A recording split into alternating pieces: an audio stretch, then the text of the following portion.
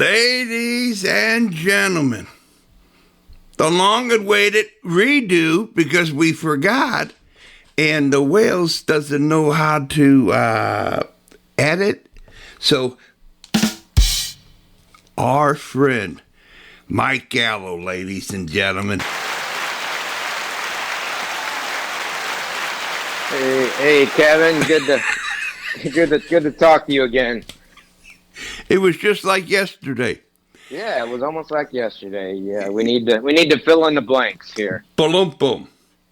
And so all the future podcasters out there, you got to get notes, and you stick true to your notes and you highlight everything.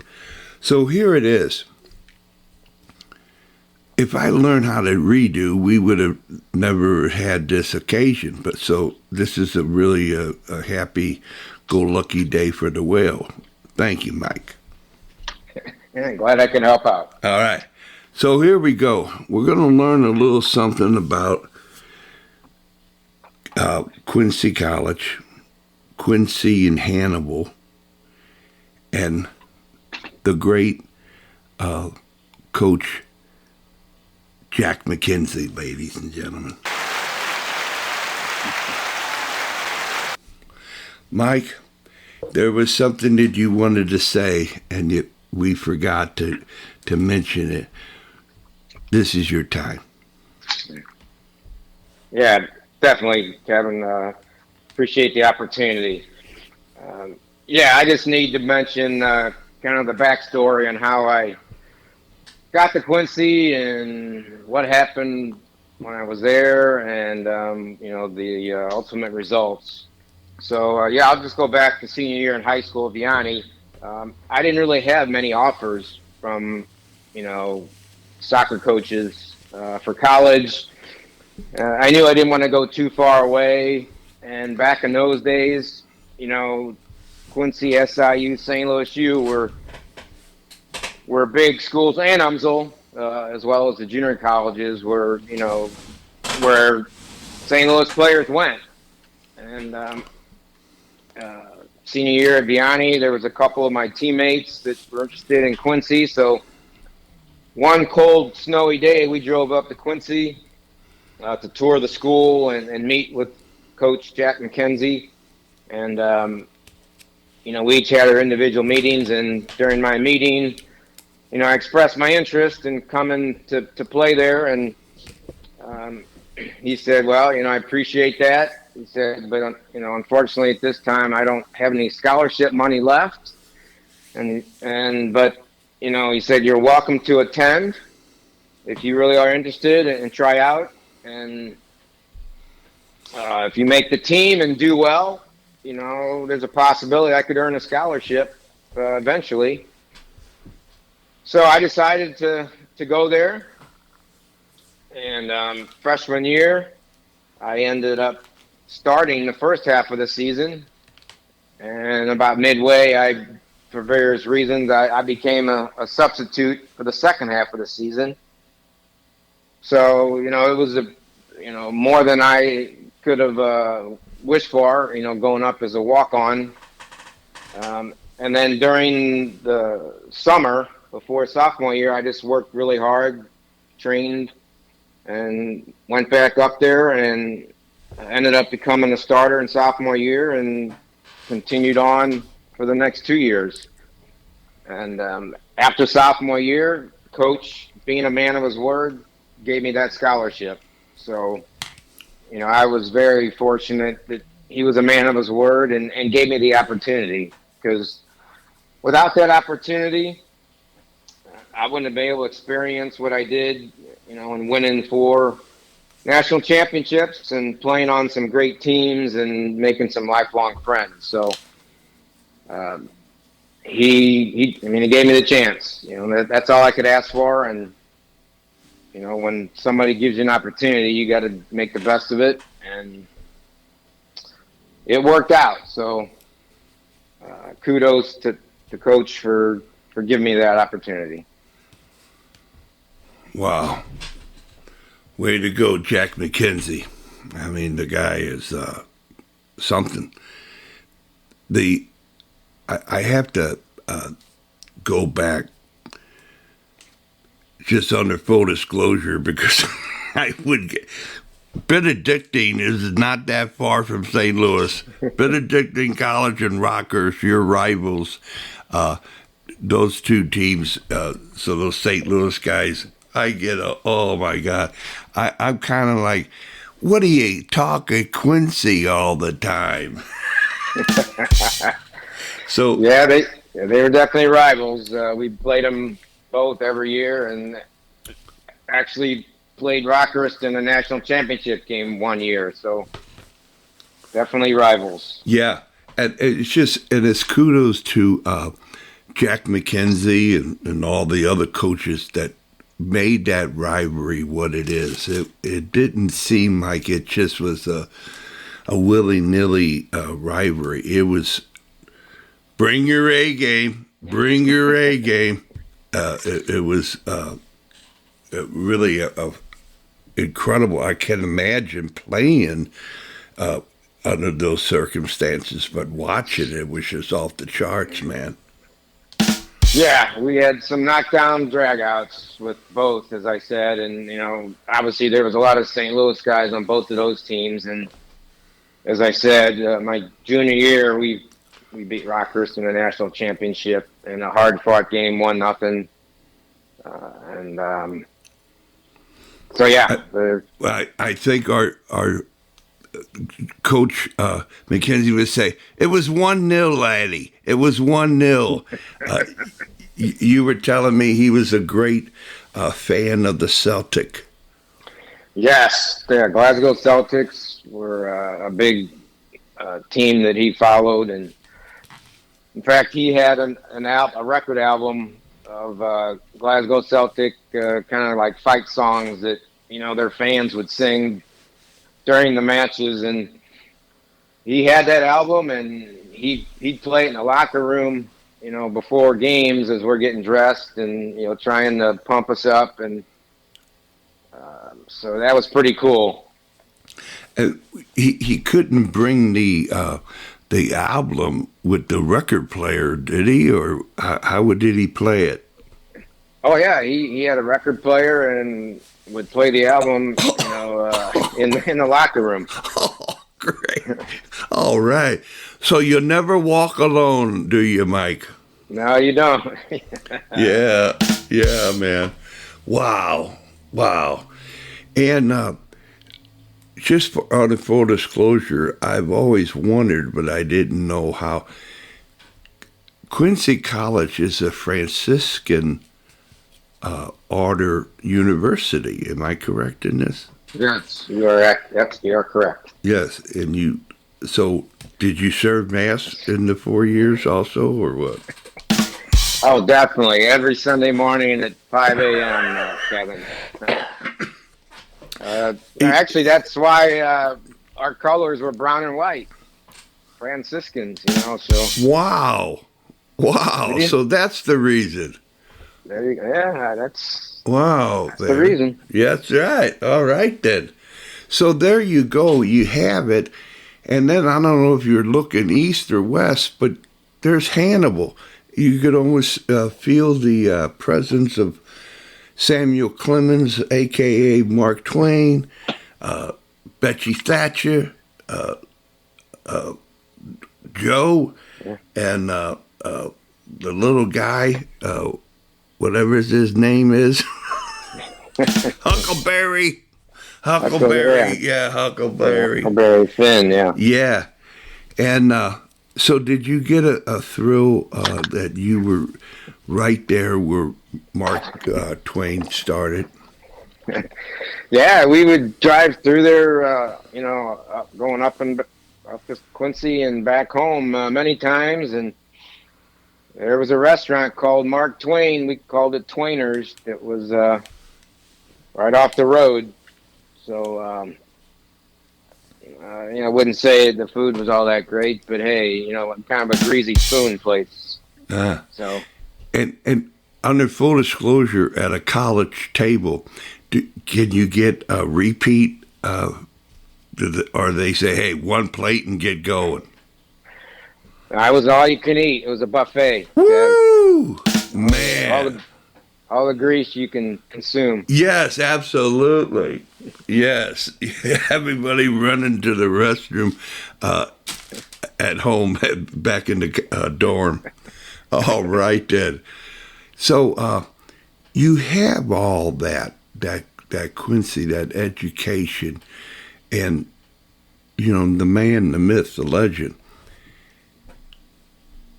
And you had that sense of family, that sense you never do walk alone. Has that helped you after, in your professional life and in soccer, and then going on into the work life career?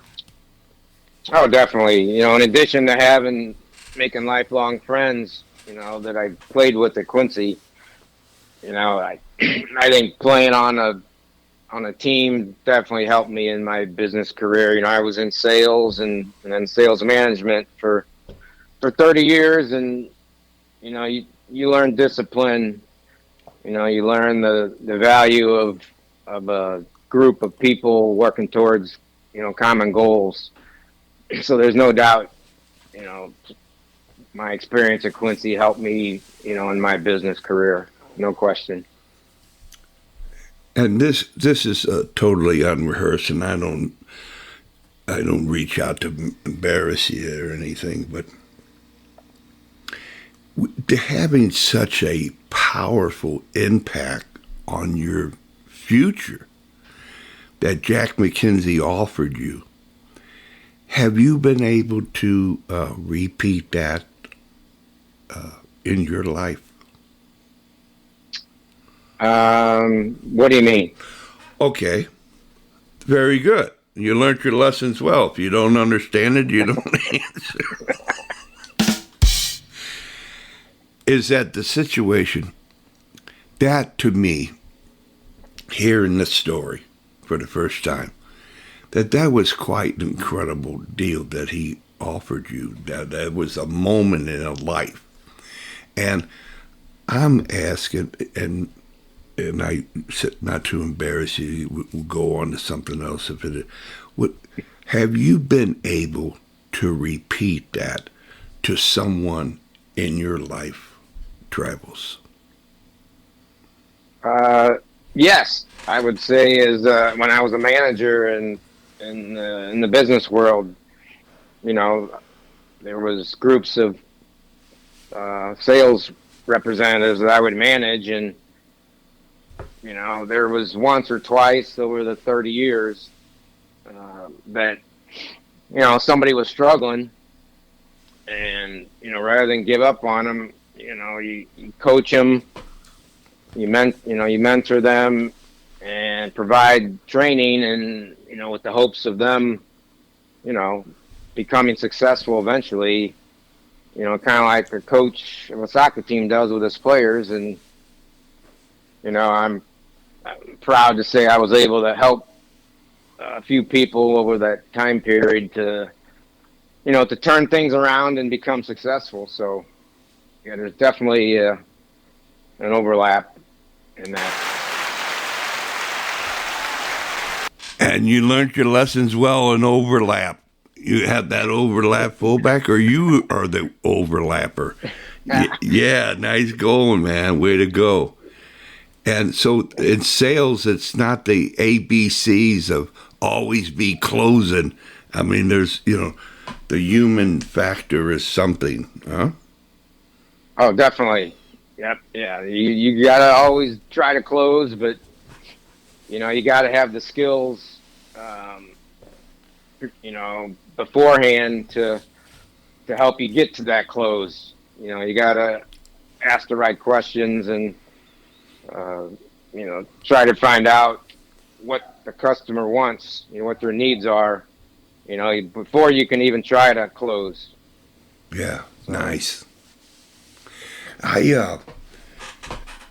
have the way you just floored me, and I forgot what I was wanting to say. It was almost going to be a moment to win an award for podcasting. That was a okay. Thank you. Don't give up, Kev. There's always time. That's right, baby. That's right. Okay, then. So the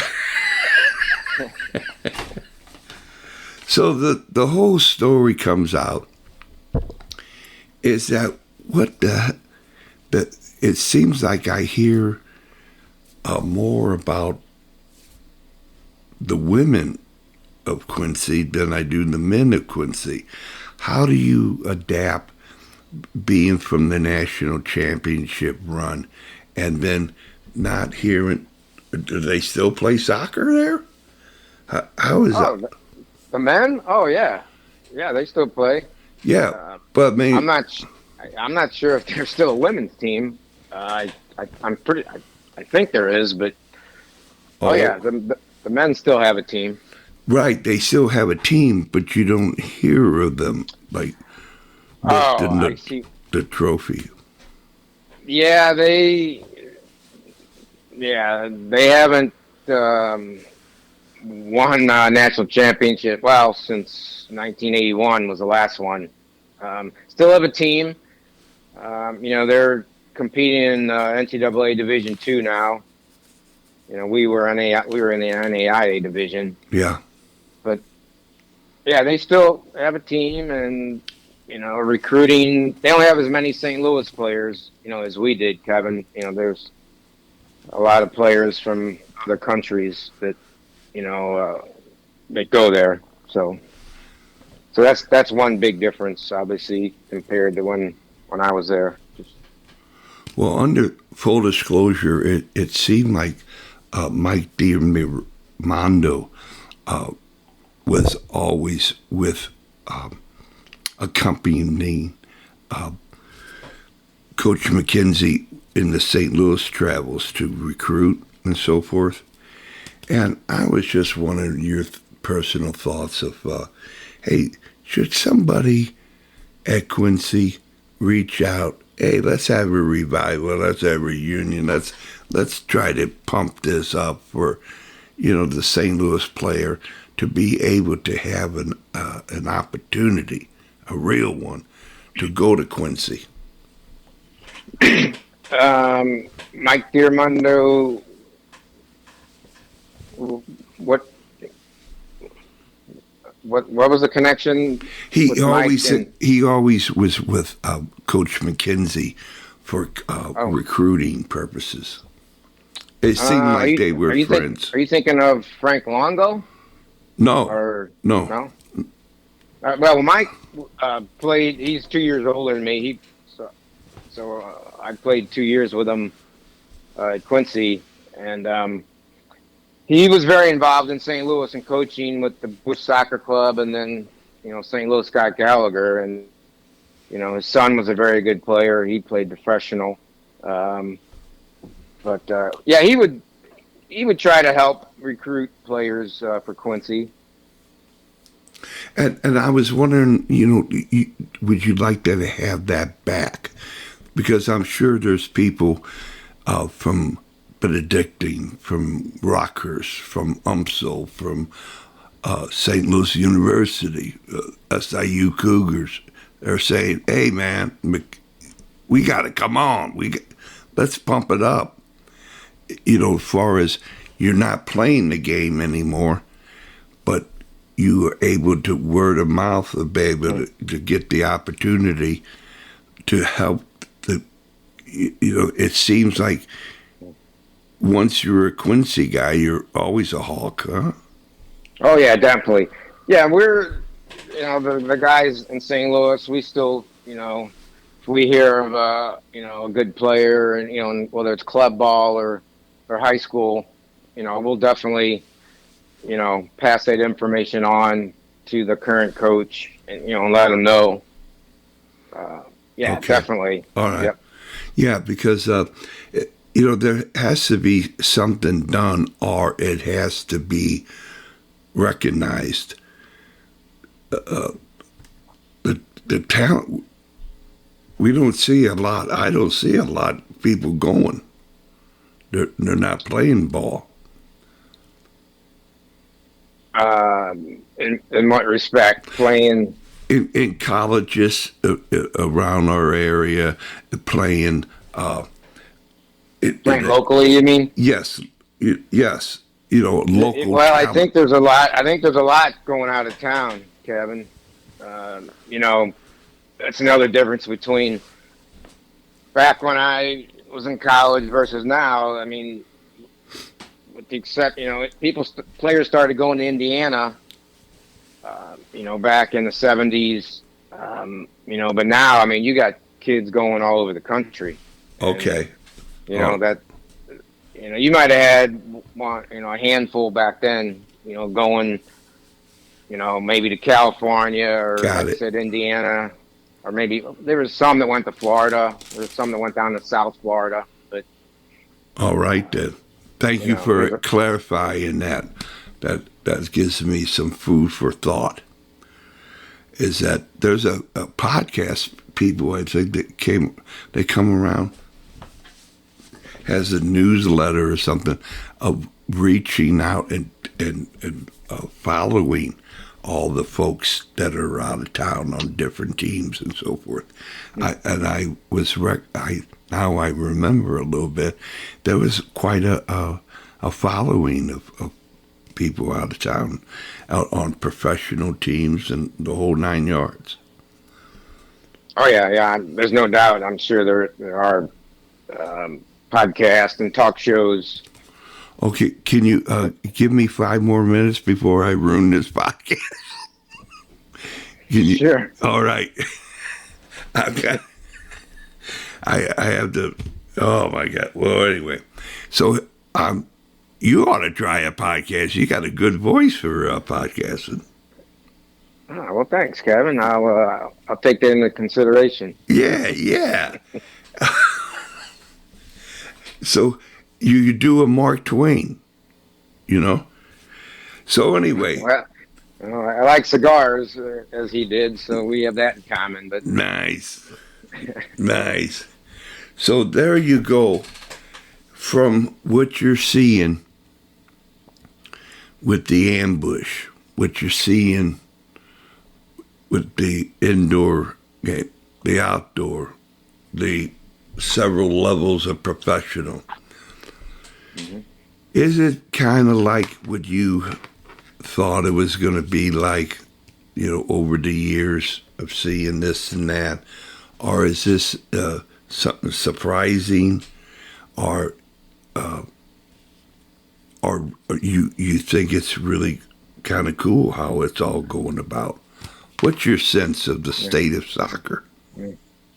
Oh, it's the way it's grown is incredible. I think the 1994 World Cup really planted the seeds for growth. And you got about 30 teams now in the MLS and several indoor leagues, and a national team that's doing pretty well. I wish they would be doing a little bit better, but hopefully with the new coach, they'll be able to step it up for the World Cup next year. But yeah, it's the game is, you can watch soccer every day of the week now if you want, with all the different channels and streaming services. So it's sing the great. Songs and sing all the songs and sing the songs. Yep. Scarves, T-shirts, yeah, sweatsuits. That's right. So under full disclosure, I hadn't seen Quincy play in my youth. What about sweatsuits? Did you guys have sweatsuits? We had, yes, very old sweatsuits. That were passed down from years prior. And they were brown, of course. So you look like Franciscan friars coming out, huh? Oh, yeah. Nah. We were. Yeah, maybe we should have been called the Quincy Friars instead of the Hawks. Well, you all didn't have no pigeons flying next to you. You say, hey, us Hawks, we fly high here. And so you did good, man. You're a great example of Quincy. Well, thank you, Kevin. It was a special time in my life, and I owe it all to Coach Mackenzie for saying, come on up and see what happens. There you go. I've used all my my mulligans, so I'm going to have to close this up to say, hey, Mike, is there anything that you want to say to who you ever want to say it to for as long as you want to say it for? Well, I would say don't ever give up. Keep fighting when things aren't going your way, whether it's an illness or a sickness, or a coach or a boss that isn't giving you everything that you want. You got to try different things to overcome challenges and obstacles, whether it's sports, business, career, relationships, whatever it is. Life is ups and downs. It's not just a steady climb upwards. Everybody's got challenges and obstacles, and you got two options. You can give up, or you can dig in and fight like hell, and that's what I always believed in and did, and life is good. So that's what I would say to people, Kevin. Right on, man. Right on. And you're a shining example of it. I wish you and your family the best over the weekend and all the rest of the spring and summer and so forth. So the seasons of love to all the Gallos out there. Well, thank you, Kevin, and I really appreciate this opportunity to chat with you. And